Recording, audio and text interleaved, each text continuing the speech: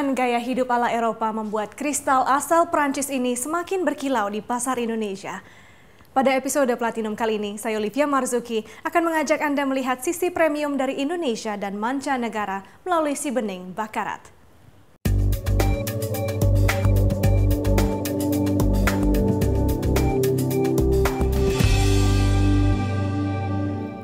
Dengan uang sejumlah 80 miliar rupiah, Anda bisa membeli 17 unit Lamborghini. Tapi bagaimana jika uang sejumlah itu ternyata merupakan harga seekor kuda di Inggris? Berikut kami hadirkan kuda Dancing Rain yang dilelang oleh Balai Lelang Tattersall di bagian utara kota London. Ini adalah Dancing Rain, kuda yang terjual seharga 7 juta dolar Amerika atau sekitar 79,09 miliar rupiah. Nilai yang setara dengan harga 17 unit mobil Lamborghini baru. Dancing Rain pernah menjadi jawara di atas lintasan pacu, dan sekarang kuda ini tengah mengandung bayi dari kuda Frankel yang merupakan jenis kuda pacu thoroughbred Inggris. Frankel disebut sebagai kuda pacu terhebat dalam 60 tahun terakhir. Dancing Rain baru saja dibeli oleh John Ferguson dari pemimpin Dubai, Sheikh Mohammed bin Rashid Al Maktoum. She has a great pedigree and she was a classic winner. So from our point of view, she was a kind of jewel that if you're going to breed champions, you need those kind of jewels. Di rumah lelang Tattersall inilah transaksi besar ini terjadi. Tahun lalu pendapatan rumah lelang terbesar Eropa ini melonjak hingga 424 juta dolar Amerika atau sekitar 4,79 triliun rupiah. Pemicunya adalah aliran uang dari Taipan Timur Tengah. Sheikh Fahad salah satunya. Of course, the economic climates around the world help that things have recovered a bit, so people have more money to spend on horses.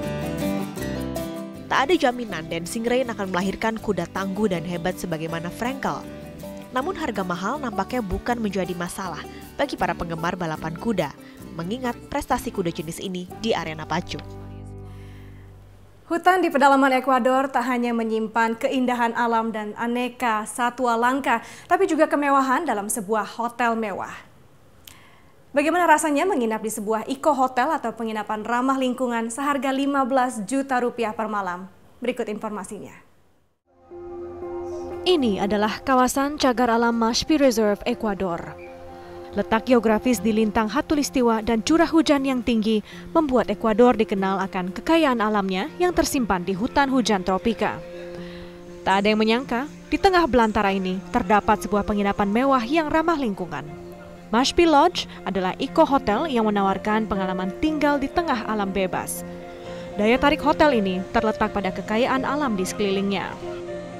El concepto general del hotel es proteger, primero que nada, proteger el bosque, proteger la reserva privada de Mashpi. Es una reserva de 1.200 hectáreas que se creó con la intención de... Para tamu hotel tidak pernah akan kesepian. Penghuni cagar alam seperti ratusan jenis burung dan kupu-kupu langka senantiasa menemani. Hutan seluas 1.200 hektar ini merupakan bekas lahan penebangan kayu yang disulap menjadi cagar alam yang menampung ribuan spesies marga satwa. Tenemos una lista de 400 especies de aves, desde tucanes, trepatroncos, carpinteros, colibríes, tangaras, un montón, la variedad es impresionante. 32 especies de colibríes, en realidad eso es impresionante de las 130 que existen acá. Di ketinggian 900 meter di atas permukaan laut, hutan hujan tropika memiliki curah hujan tinggi yang sangat ideal untuk keanekaragaman hayati. Tamu yang ingin menikmati keindahan Mashpi Lodge ini harus menempuh perjalanan darat 3 jam dari kota Quito. Dimulai dari 1.374 dolar Amerika atau sekitar 15,4 juta rupiah per malam, Anda dapat menikmati pengalaman kembali ke alam dengan kenyamanan layanan hotel bintang 5. Si bening Baccarat sudah memukau para pecintanya melalui karya-karyanya sejak 250 tahun lalu. Seperti apa kekayaan dan nilai sejarah yang tersimpan dalam kristal mewah asal Prancis ini? Berikut kami hadirkan data dan faktanya. Baccarat adalah nama yang sangat erat dengan gaya hidup mewah ala Eropa dan sudah dikenal oleh kalangan elit dunia sejak tahun 1764. Produsen kristal asal kota Baccarat, Prancis ini pada mulanya dibuat atas perintah Raja Louis ke-15 untuk pembuatan hadiah bagi para tamu penting. Karya pertama Baccarat adalah satu set gelas anggur dan juga tempat lilin kristal yang dibuat pada masa pemerintahan Raja Louis ke-18 sebagai hadiah untuk Tsar Nicholas II. Sejak itu Baccarat pun mulai melayani berbagai permintaan khusus untuk maharaja, presiden, kaisar, dan juga berbagai anggota kerajaan dari negara lainnya. Produsen kristal yang berusia 250 tahun ini tak hanya berjaya di benua Eropa. Negara-negara di Asia seperti Cina, Jepang, dan Hong Kong menjadi beberapa pasar utama penjualan Baccarat. Dan tak hanya itu, bahkan sejak tahun 1985, Baccarat juga berhasil masuk di Indonesia melalui agen tunggal pemegang merek Elite Graha Cipta. Harga jual Baccarat yang bisa mencapai puluhan hingga miliaran rupiah sempat membuat Baccarat sulit diterima di Indonesia. Akan tetapi pengaruh gaya hidup mewah serta semakin kuatnya daya beli orang kaya di dalam negeri membuat Baccarat berhasil meraih pangsa pasar di Indonesia. Menurut riset konsultan properti Knight Frank, pertumbuhan orang kaya Indonesia yang akan bertambah 144% menjadi 1.527 orang dalam 10 tahun ke depan menjadi target penjualan kristal Baccarat. Berbekal perjalanannya selama ratusan tahun di industri barang mewah, Baccarat pun melebarkan sayap bisnisnya dan memperkenalkan sebuah bentuk baru kemewahannya dengan menggandeng raja properti Barry Sternlicht. Karya baru Baccarat ini ditampilkan dalam hotel dan residen seharga 3,6 juta dolar hingga 60 juta dolar per unit di pusat kota Manhattan. Menghiasi pasar barang mewah di dunia sejak ratusan tahun lalu hingga saat ini, bisa dibayangkan berapa besar jumlah aset kekayaan yang dimiliki Baccarat sebagai produsen kristal ternama di dunia. Platinum akan kembali lagi dengan berbagai informasi tentang furniture mewah dan lampu kristal impor di tanah air.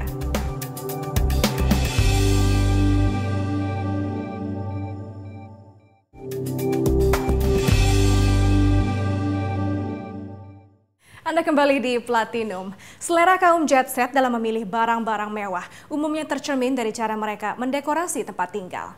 Tak heran jika toko mebel mewah berikut ini memanfaatkan peluang tersebut sejak 37 tahun lalu. Mereka hadir untuk memenuhi selera masyarakat kelas atas yang mendambakan kemewahan di setiap sudut rumah mereka. Namun sebelum saya mengulas lebih lanjut, mari kita simak highlight berikut. Unit mobil mewah Volkswagen Inggris Bentley Motors akan merilis mobil SUV ke pasaran pada tahun 2016 nanti. Saat produk ini keluar, Bentley menargetkan penjualan 3.000 unit SUV per tahun. Mobil terbaru Bentley tersebut hingga kini telah menerima pesanan sebanyak 2.000 unit. Mobil ini merupakan bagian dari investasi sebesar 800 juta pound atau sekitar 15,04 triliun rupiah dalam rangka pengembangan kendaraan dan fasilitas baru perusahaan yang berbasis di Inggris ini hingga 3 tahun mendatang.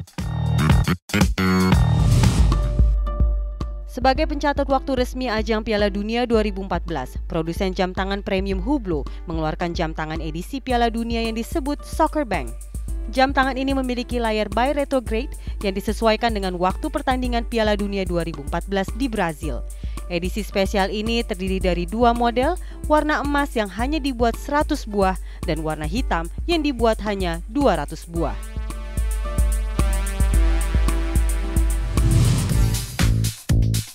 Singapore Yacht Show 2014 siap digelar pada tanggal 10 April 2014. Event ini nantinya akan diadakan di tengah perayaan Singapore Maritime Week di 115 Marina Club di Sentosa Cove dengan memamerkan kapal-kapal pesiar paling mewah di kancah internasional dan para pemimpin industri super yacht. Pameran keempat ini sekaligus menjadi ajang perahu dan kapal pesiar terbesar di Asia. Dalam ajang ini pun Indonesia ikut berpartisipasi dengan menghadirkan super yacht dunia baru, kapal pesiar dengan desain tradisional pinisi buatan Konjo Boat Builders. Serangkaian mebel-mebel antik dan modern berikut ini mungkin bisa menjadi inspirasi untuk menghiasi ruangan tempat kerja, apartemen, ataupun rumah Anda. Dan langsung saja mari kita simak pameran Hari Desain yang digelar di Dubai, Uni Emirat Arab. Tema dari pameran desain atau Hari Desain yang digelar di Dubai tahun ini memadukan gaya antik yang langka dan seni modern. Mulai koleksi galeri Carpenters London dan New York, modern dan berteknologi tinggi, hingga patung antik dari galeri Renowned Steinitz Paris. Panel berusia 18 abad milik Istana Austria senilai 4,9 juta dolar Amerika disandingkan dengan daun jendela aluminium modern milik Ingrid Donat. Terlihat juga batu kristal alami bernilai jutaan dolar Amerika koleksi keluarga Bruni Tedeschi, Italia. Ruangan tampak kontras dengan perbandingan lampu berusia 17 abad milik Random International. Lampu ini bisa merespon suara dengan menyala. Ada juga patung masker karya Thomas Hauseago serta jam antik. Donc nous avons décidé avec la galerie Steinitz de prendre un stand en commun pour Design Days Dubai et où on mélange le contemporain avec l'ancien, donc l'historique. Hari Desain tahun ini adalah pameran sejenis terbesar sepanjang sejarah. Pakistan dan Algeria berpartisipasi untuk pertama kali. It's a great selection of Algerian designers for the very first time outside of their country coming to Dubai, presenting limited edition design. Sementara itu, artis Inggris Elaine Ng Yanling menggunakan instalasi klimatologi untuk menciptakan perabot yang peka terhadap perubahan alam seperti suhu dan cahaya.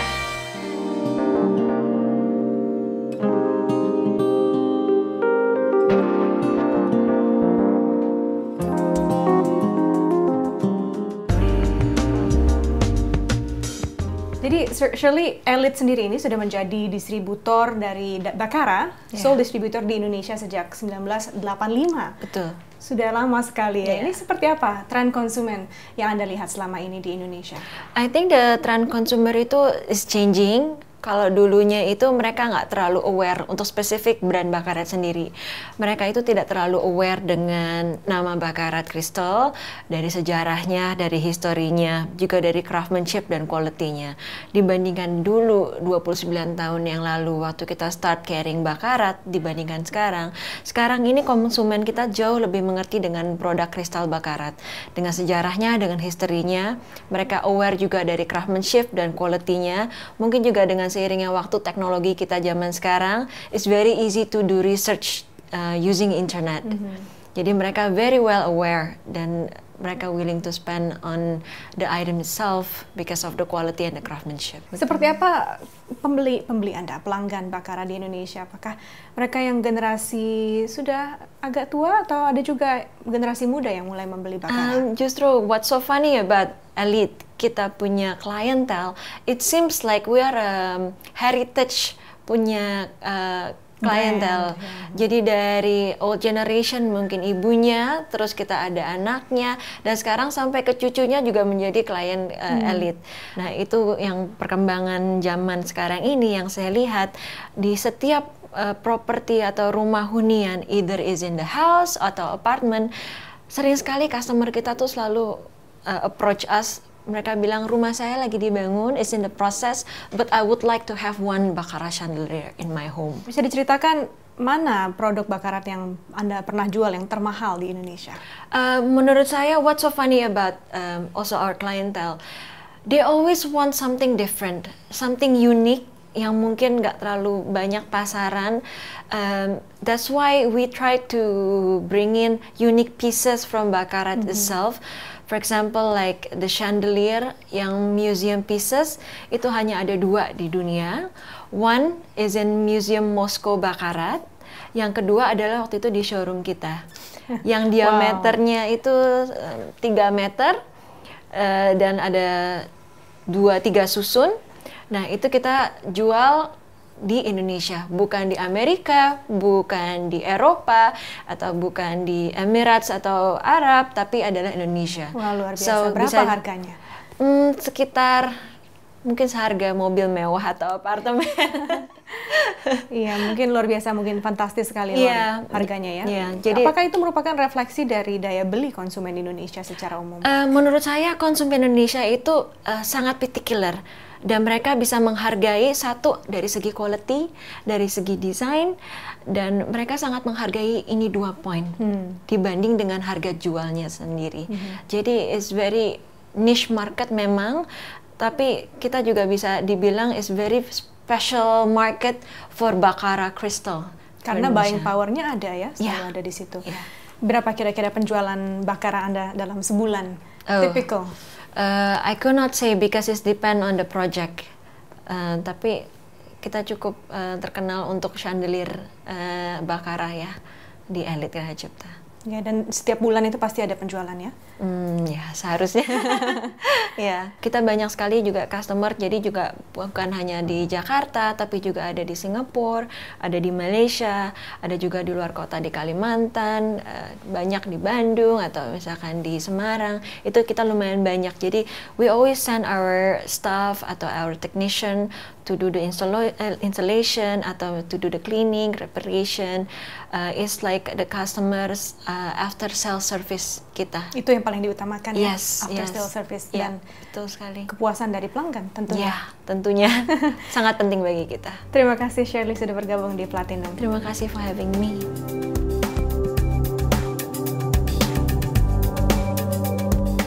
Sesaat lagi Platinum akan kembali dengan berbagai informasi dari mancanegara.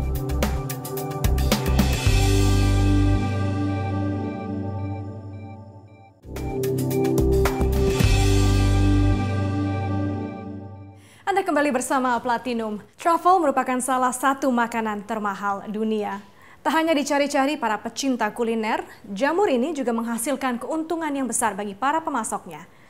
Berikut ini mari kita ikuti perjalanan Francesca Spavorli memasok truffle ke restoran-restoran elit di New York yang mengantongi $25.000 per harinya. Can we come in 10 minutes? Are you there? We need to run fast. It's a very hectic day. Ini adalah Francesca, wanita pemasok salah satu makanan termahal di dunia, truffle. Di kota New York lah Francesca mendapatkan keuntungan dengan menjadi penyalur jamur truffle ke berbagai tempat elit seperti restoran mewah. Truffle adalah sejenis jamur yang banyak digunakan dalam berbagai makanan mewah. And our restaurants knows that as soon as they arrive, they want them. We have a very tight schedule because the restaurants want the delivery before the service. So today we have several appointments. We need to move very fast.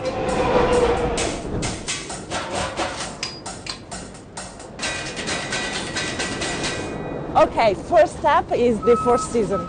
Tak hanya restoran mewah, hotel bintang 5 sekelas Four Seasons pun ikut menggunakan jasa Francesca. You see the smell? Smell it? Oh, I'm ready for some oyster now. The perfume is unbelievable. They fill the whole kitchen.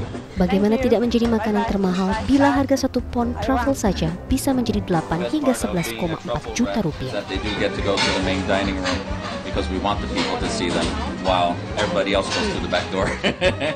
We got almost a pound's worth of black truffles today, which will last us through the weekend probably.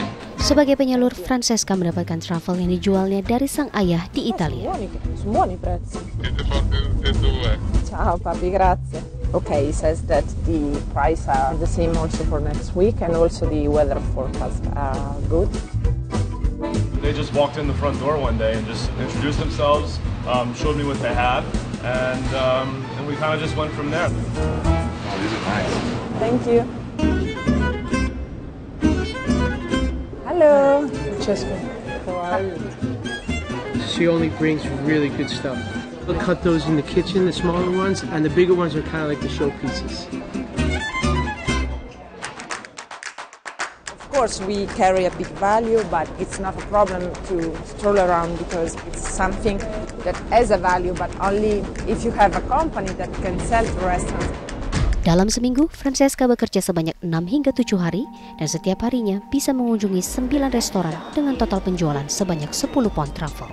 Keuntungannya pun bisa mencapai lebih dari 275 juta dalam sehari. It's a never-ending job.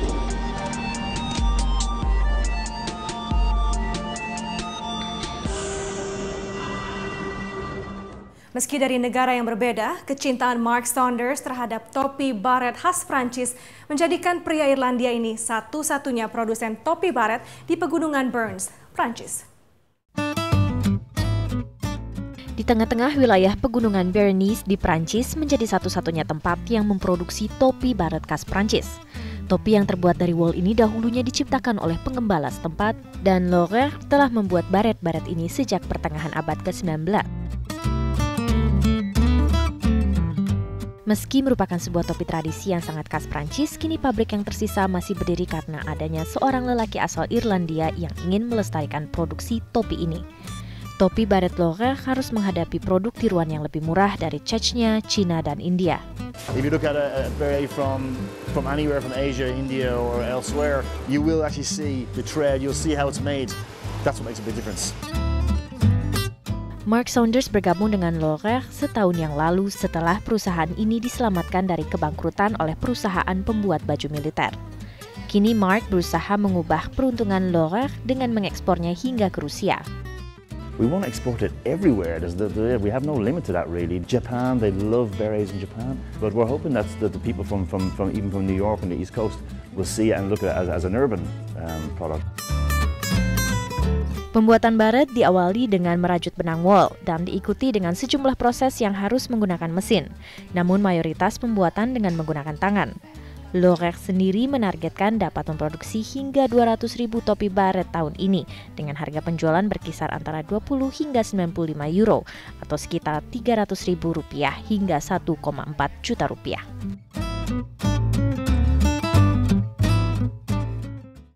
Mobil sports eksklusif asal Jerman tak pernah kehilangan penggemar setianya, tidak terkecuali mobil Porsche.